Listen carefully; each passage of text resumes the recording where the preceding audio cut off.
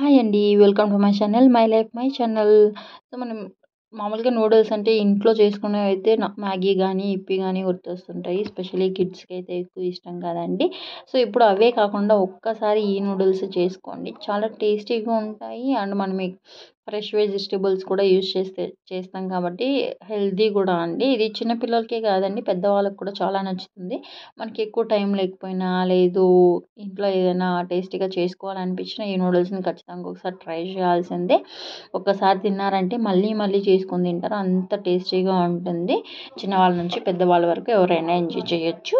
So, ముందుగా recipe కోసం 2 గ్లాసుల వరకు ఇట్లా వాటర్‌ని బాగా మరిగించుకోవాలి. ఇలా బాగా మరిగించుకున్న తర్వాత స్టవ్ ఆఫ్ చేసేసి ఏవైతే నూడిల్స్ మనం చేసుకోవాలి అనుకుంటున్నామో వాటిని వేసుకొని 10 నిమిషాలు అలాగా నానబెట్టుకోవాలి.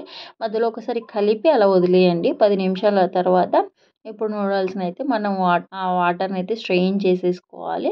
సో, ఇప్పుడు మనం ఇంకా నూడిల్స్‌ని పెద్దగా ఉడకపెట్టమండి. జస్ట్ ఇంకా ఫ్రై చేసుకుంటాం అంతే లాస్ట్‌లో. ఇలా స్ట్రెయిన్ చేసుకున్న దాన్ని నార్మల్ వాటర్‌తో ఒకసారి కడిగేసి పక్కన పెట్టుకోవాలి. మిగిలిన ప్రాసెస్ కోసం కడాయి పెట్టుకొని ఒక టేబుల్ స్పూన్ దాకా ఆయిల్ వేసుకొని చిన్న ఉల్లిపాయని సన్నగా తరిగేసి వేసుకోవాలి. అలాగే హాఫ్ టీ స్పూన్ దాకా పచ్చిమిర్చి, అల్లం వెల్లుల్లి పేస్ట్ కూడా వేసుకొని పచ్చి వాసన పోయే వరకు వేయించుకోవాలి. తర్వాత కట్ చేసి పెట్టుకున్న సన్నగా క్యారెట్ ముక్కలు, అలాగే బీన్స్ కూడా వేసేసుకొని మరి కాసేపు అలాగా ఫ్రై చేసుకోవాలి. అలాగే ఒక గుప్పెడు దాకా నేను స్వీట్ కార్న్ వేసుకుంటున్నాను. మీ దగ్గర ఉంటే వేసుకోండి. మీ దగ్గర అయినా ఏ వెజిటబుల్స్ ఉంటే అవన్నీ వేసుకొని చేసుకోవచ్చు. అది ఆప్షనల్.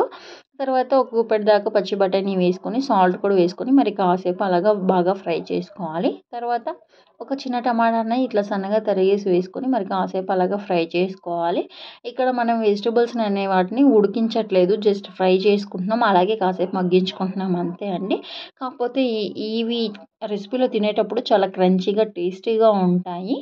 సో, అట్లా మూత పెట్టి ఒక 5 మినిట్స్ అలాగా మగ్గించుకొని మళ్ళొక్కసారి బాగా కలుపుకొని ఏవైతే నూడిల్స్ రెడీ చేసి పెట్టుకున్నామో వాటిని కూడా వేసుకొని మొత్తం అంతా వెజిటబుల్స్ కలిసేటట్టు కలుపుకోవాలి. ఇలా కలుపుకున్న తర్వాత నేను ఇక్కడ ట్రిక్ మసాలా వేసుకుంటున్నానండి. ఇక్కడ నూడిల్స్, ట్రిక్ మసాలా 2 చింగ్స్‌వే వాడుతున్నాను.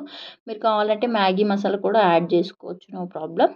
కానీ ఈ మసాలా చాలా టేస్టీగా ఉంటుందని చిన్నపిల్లలకైతే కొద్దిగా వేసుకొని, పెద్దవాళ్ళకైతే ఒక ప్యాకెట్ మొత్తం వేసేసుకోండి.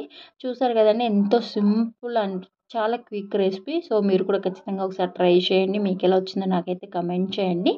ఇలాంటి వీడియోస్ కోసం నా ఛానల్ అయితే తప్పకుండా ఫాలో అవ్వండి. ఇంతవరకు సబ్స్క్రైబ్ చేసుకోకపోతే ప్లీజ్ నా ఛానల్‌ని సబ్స్క్రైబ్ చేసుకోండి. బెల్ ఐకాన్ కూడా ఆన్‌లో పెట్టుకోండి. నేను వీడియో పోస్ట్ చేయగానే మీకు నోటిఫికేషన్ వస్తుంది. సో, నేనైతే ఇంతే అండి ఈ వీడియోకి. See you in the next video. అంతవరకు